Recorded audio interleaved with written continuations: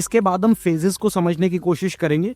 Phases में हम लिखेंगे नहीं, बस समझेंगे, क्योंकि लिखवाऊंगा मैं वही जो एग्जाम पॉइंट ऑफ व्यू से सिर्फ इंपॉर्टेंट होगा। पहला हो गया mutual respect for each others territorial integrity sovereignty, mutual non aggression, mutual non interference, equality and mutual benefit and peaceful coexistence. Peaceful coexistence का क्या मतलब होता है कि आपस में हम लोग एक तरह से इस तरह का अरेंजमेंट करें। जैसे नॉन अलाइनमेंट मूवमेंट, आपको पता है नॉन अलाइनमेंट मूवमेंट जो था उसको जो एनर्जी मिली थी या उसका जो बेस था, what was the base of non alignment movement? यही तो था पंचशील।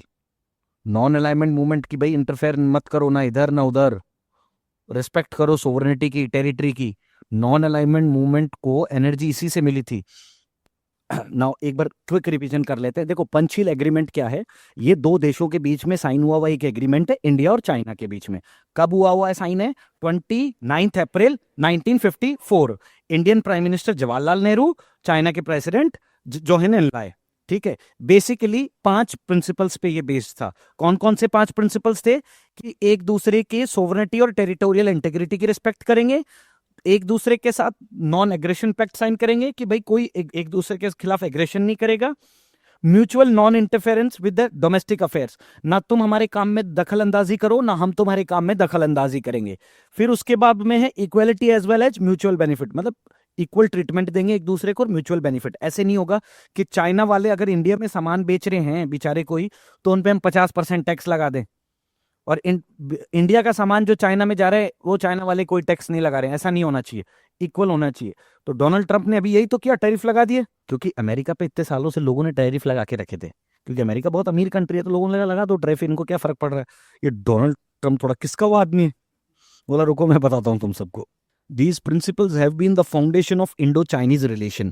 अगर एग्जाम के अंदर प्रीलिम्स में क्वेश्चन आया, अब देखो क्वेश्चन कैसा आएगा। एग्जाम्पल, प्रीलिम्स में अगर क्वेश्चन आया कि Panchsheel policy is the founding principle of which of the following countries? Option A India Myanmar, option C India Bangladesh, option D India Pakistan, और option E none of the above.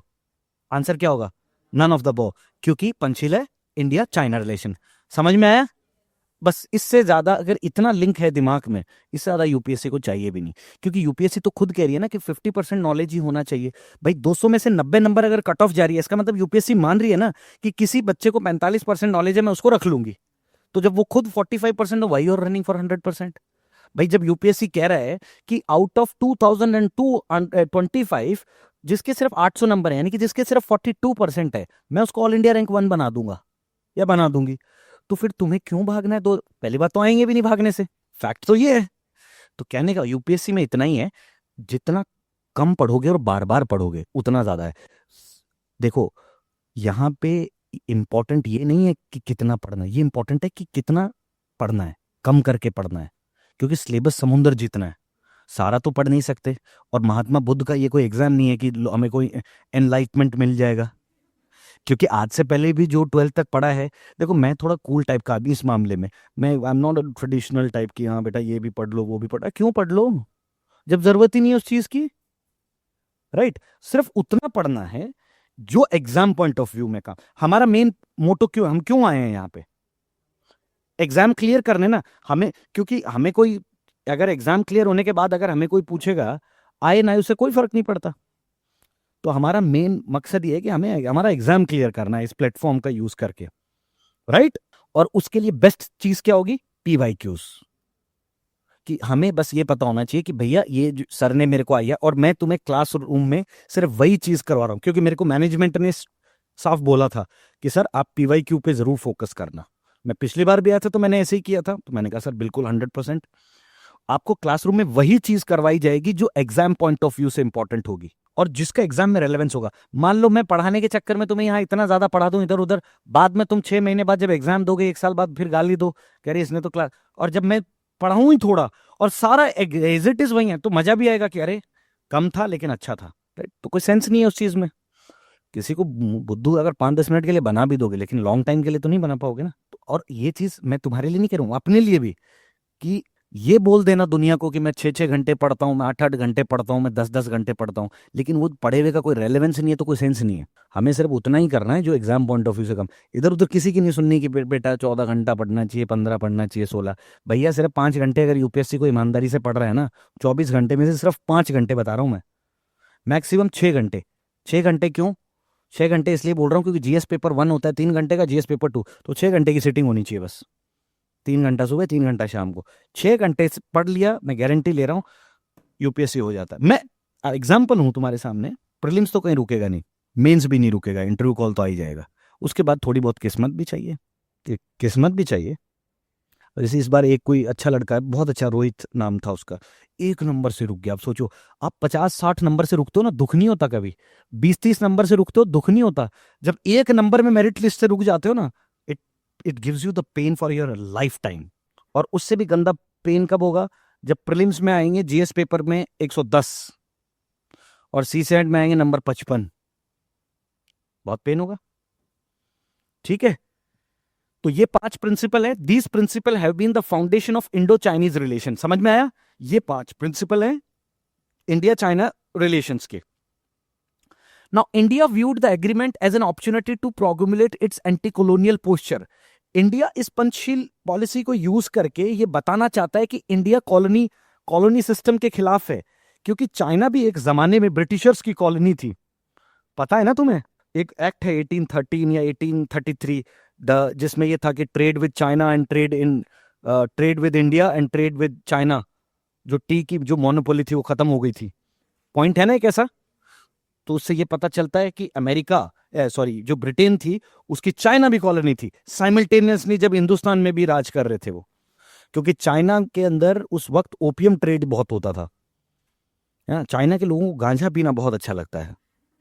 हाँ, अभी भी दिस इज फैक्ट। आप देखो, पूरी दुनिया में सबसे ज्यादा ओपियम कंज्यूम जो होता है वो चाइना में ही होता है, राइट? इसीलिए आंख खुल नहीं पा रही है। तो China show in this expression of Asian solidarity, और चाइना कहता है कि ये एशियन भाईचारा है, आपस में सब हिंदू मुस्लिम सिख ईसाई भाई भाई जैसे हम बोलते हैं। ऐसे ही पंचशील पॉलिसी एक तरह से इस तरह की पॉलिसी है कि एशिया महाद्वीप में, एशियन कॉन्टिनेंट में हम सब आपस में अगर ये पॉलिसी बना के रहेंगे कि ना तुम हमारे यहाँ दखल करो ना हम तुम्हारे यहाँ दखल अंदाजी करेंगे, तुम भी प्यार से रहो हम भी प्यार से रहेंगे, तो एक आपस में प्यार मोहब्बत का भाईचारे का माहौल रहेगा पूरे एशियन कॉन्टिनेंट में। समझ में आया? चाइना इस तरह से इसको देखता है। Status of the China on this principle. Within a few months of agreeing to the 5 principle, China made its first attempt to infringe upon its territorial claim over Barahoti in Uttarakhand. पहले उत्तराखंड में बाराहोती एक जगह थी, उसको चाइना बोला कि ये हमारा है। फिर हमने ये अक्साई चीन वाला फिर हमने इसको बोला दलाई लामा को, आ जा बेटा कोई बात नहीं। एक्चुअली शुरू तो इन्होंने किया। मैंने अभी जो स्टोरी बताई उसमें तो तुम लोग ये सोच रहे होगे कि भैया बाराहोती के अंदर इन्होंने ये एक हॉट स्प्रिंग, समझते हो स्प्रिंग, जमीन से पानी निकलता है वो। फिर उसके बाद दलाई लामा वाला स्टोरी मैंने आपको, ये एग्जाम पॉइंट ऑफ व्यू से इंपॉर्टेंट नहीं है, एग्जाम पॉइंट ऑफ व्यू से सिर्फ वो 5 प्रिंसिपल है। 150 वर्ड में स्टार्टिंग में इतना ही लिखना है कि इंडिया चाइना का ये है, और भी मैं कुछ लिखवा दूंगा जरा सा, ठीक है, बट इसमें इतना ही लिखना है तुम्हें। कुछ लिख लो जरा सा और फिर ये खत्म।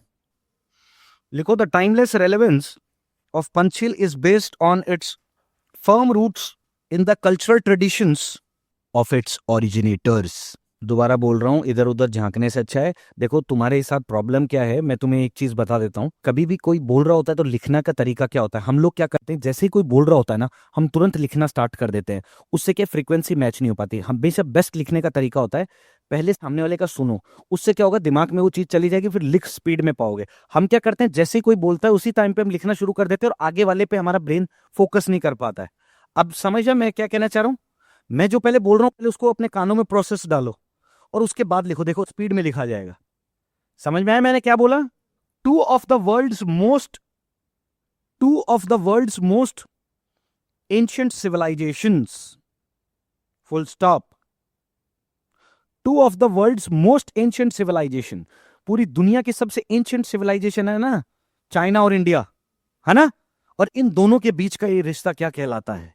लिखो, the linkage that was established by the spread of Buddhism in China laid the historical basis for the formulation of the principles of Panchsheel by India and China.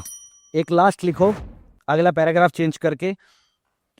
The 5 principles of peaceful coexistence caught the imagination of the people not only in Asia but the world when an intense ideological conflict was fanned through was fanned FANNED fanned through pursuit of Cold War.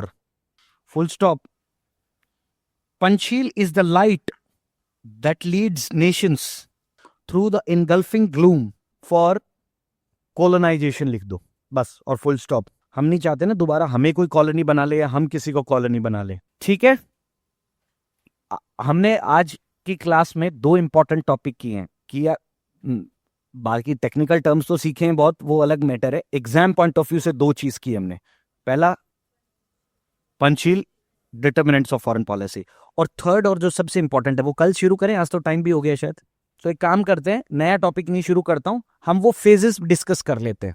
इसको एक एक करके हम समझेंगे कि यहीं से ऊपर ऊपर से हम समझने की कोशिश करेंगे कि बेसिकली कौन सी चीज क्या होती है। Now we don't want third party, we don't want sermons from anyone, because being like, see whom you will trust, किस कंट्री पे आप ट्रस्ट करोगे। 5 कंट्रीज P5, कुछ कंट्रीज हैं जिनके पास P5 उन कंट्रीज को बोलते हैं। मैं आपको इनको दोगलापन बताता हूं इन सब कंट्रीज का। P5 वो कंट्रीज हैं जिन 5 कंट्रीज के पास वीटो पावर है। कौन कौन से वो कंट्रीज हैं? पहले नंबर पे है USA, फिर उसके बाद है UK, फिर उसके बाद है फ्रांस, फिर उसके बाद में है रशिया, और उसके बाद में है चाइना। यही है। क्यों भैया 193 कंट्रीज हैं पूरी दुनिया में, इनके पास ही क्यों है सिर्फ वीटो पावर? 1945 से लेके अभी तक इन्हीं के पास क्यों है? क्यों? क्योंकि ये 5 कंट्री एक ही टीम में थे वर्ल्ड वॉर 2 के टाइम पे। पूरी दुनिया एलाइड पावर और एक्सिस पावर्स में डेवलप थी, ये सब एलाइड पावर्स के हिस्सा थे। अब इंडिया वालों ने बोला कि भैया हमें भी P5 का मेंबर बनाओ, P5 का मेंबर बनाओ, P5 का मेंबर बनाओ।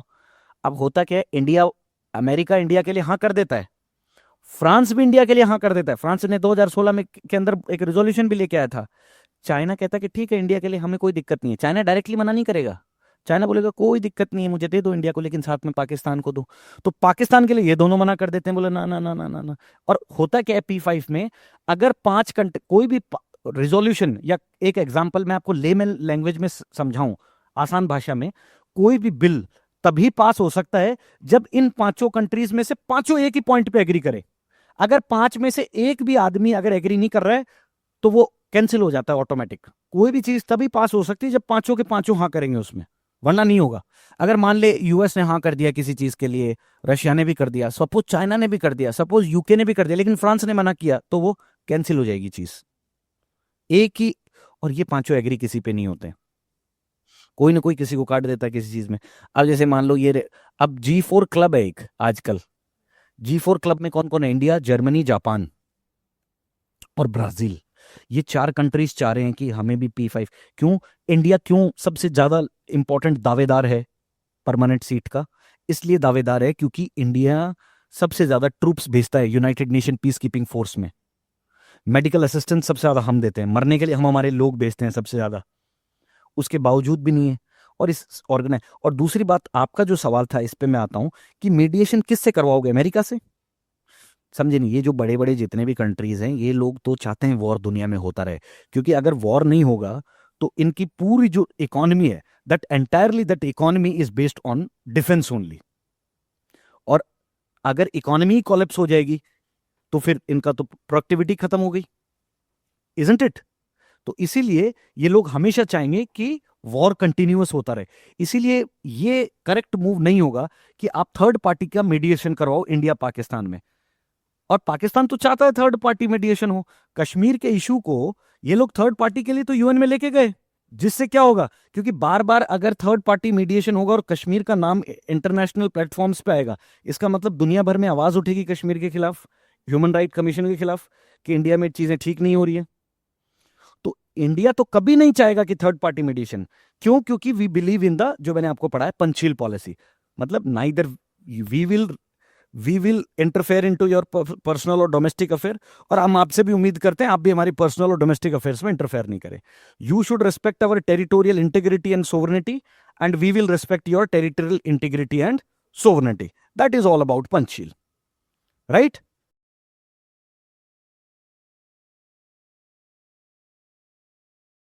Number one thing is we must understand, we should not go by all these media things जो भी अभी मीडिया में चल रहा है. इंडस वाटर रिवर ट्रीटी की आपको सच्चाई में बताता हूँ.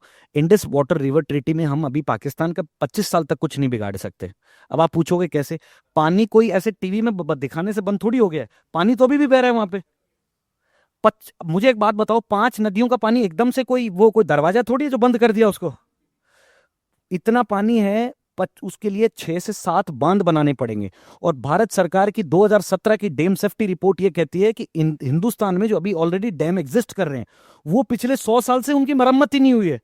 तो नए 5 डैम बनाने के लिए, एक डैम हिंदुस्तान में एक डैम बनाने के लिए कम से कम चाहिए होता है 20 लाख स्क्वायर फीट की जगह.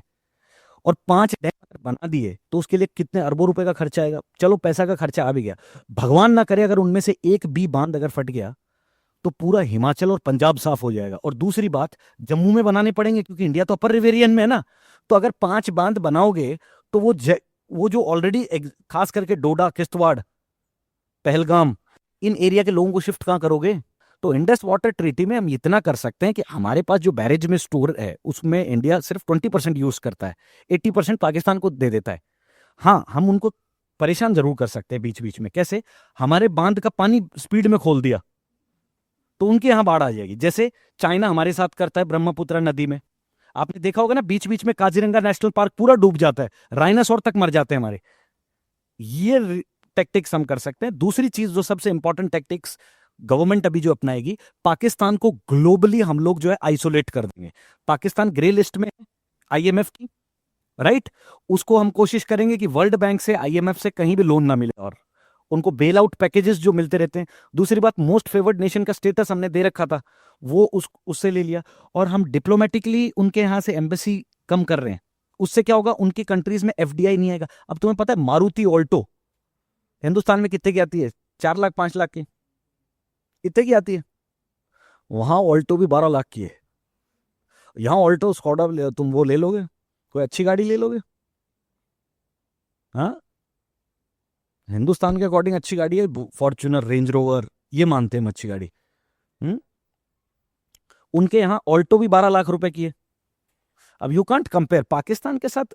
देखो, समझे नहीं, ये तो मैं बेईमानी समझता हूं, ये सवाल ही गलत है. ये हम कहां देश को लाके खड़ा कर रहे हैं कि पाकिस्तान के साथ कंपेयर करना पड़ रहा है हमको? ये सवाल ही बेईमान है. We should compete with China, we should compete with US. Pakistan को तो we don't take even serious also. We should not compare. अब तुम कल को कोई बोलेगा सर नेपाल के साथ, तो फिर तो मैं there is no point. India, आप सोचो, आज इंडिया 5th लार्जेस्ट इकोनॉमी है. 5th largest economy. Purchasing power capital index हमारा बढ़ गया है. पूरी दुनिया में हमारे सर्विस सेक्टर नंबर 1 पे इस वक्त. अमेरिका के अंदर हर चौथा आदमी अगर जो भी सर्विस सेक्टर में काम कर रहा है दैट इज इंडियन. आपने मुझे बताओ, इंडिया के अलावा कोई भी ऐसी दुनिया में ऐसा कंट्री सुना है आपने कि उसका फेस्टिवल उनके प्रेसिडेंट हाउस में या उनके वहां सेलिब्रेट होता है? दिवाली सेलिब्रेट होता है व्हाइट हाउस में? कोई आपने सेलिब्रेट करता हुआ सुना है आपने कहीं? और दुनिया में इतने सारे फेस्टिवल होते होंगे, नाम भी नहीं पता होगा. इनफैक्ट वो छोड़ो, हमारे प्रेसिडेंट हाउस में भी नहीं सेलिब्रेट होता क्रिसमस. तो इसका मतलब कुछ तो ताकत होगी हिंदुस्तानियों की, और यही ताकत है 140 करोड़ लोगों की. तो हमें ये सब नहीं है कि अभी अभी जैसे टीवी के हिसाब से नहीं चलना है अपने को. We all are UPSC aspirants. तुम्हें करंट अफेयर में जो जो है चल रहा है, न्यूज़पेपर एनालिसिस प्लस आपका जो करंट अफेयर, ये टीवी वीवी, ये जो आज तक कोई भी चैनल पे, किसी चैनल का नाम नहीं ले रहा, you should not watch all these things. जो इंस्टीट्यूट से करंट अफेयर मैगजीन, वही तुम्हारा सोर्स होना चाहिए, या फिर न्यूज़पेपर, हिंदू या इंडियन एक्सप्रेस, जो तुम्हें पसंद हो. क्योंकि कुछ लोग बोलते हैं कि सर हमें हिंदू पसंद है, कुछ इंडियन एक्सप्रेस. वो डिपेंड करता है पर्सन टू पर्सन, दोनों न्यूज़पेपर. पर हाँ, ये सब नहीं, टाइम्स ऑफ इंडिया और ये सब नहीं, हिंदुस्तान टाइम्स और ये दीज और Bollywood masala news not required, right? Waste of time. Correct. ठीक है सर. Okay, thank you. समझ में आया? Hope you enjoyed. हाँ,